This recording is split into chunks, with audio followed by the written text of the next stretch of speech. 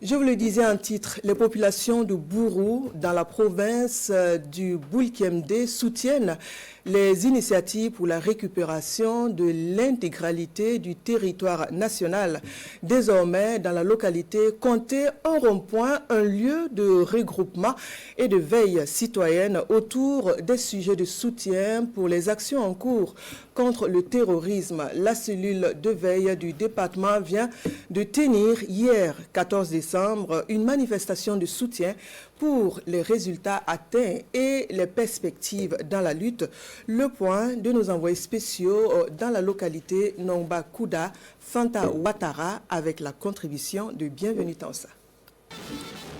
Village de Bourou, à quelques encablures de la commune rurale de Sabou, dans la province du Boulkemde. Une mobilisation de soutien au capitaine Ibrahim Traoré qui débute ici par cette marche. Puis ces manifestants se retrouvent au rond-point de la veille citoyenne de Bourou, baptisé rond-point du 30 septembre. Un moment pour ces partisans de la veille citoyenne de réitérer leur accompagnement au président du Faso dans sa dynamique de sécurisation et de reconquête de l'intégrité du territoire. La veille citoyenne, ce ne serait pas la nuit maintenant, ce serait jour et nuit.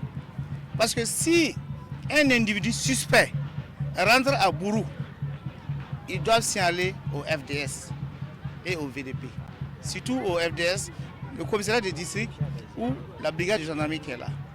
Si on constate que dans une famille, quelqu'un qui s'approvisionnait avec des kilos de riz paye 3 sacs de riz ou bien un sac de riz par mois, ça veut dire qu'il a hébergé des étrangers suspects. Tout ça, il doit signaler. L'information, il n'y a pas une information qui n'est pas intéressante.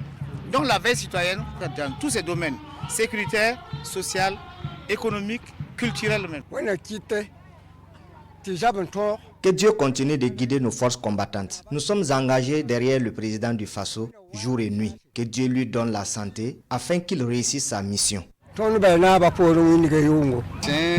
président dynamique, il a courageux, c'est un président visionnaire. Je les encourage de tenir ferme, mais jamais, pour que nous puissions relever le défi. À ce meeting de soutien au président du Faso, les intervenants se succèdent avec le même engagement pour un Burkina Faso de paix, de vivre ensemble et de développement souverain.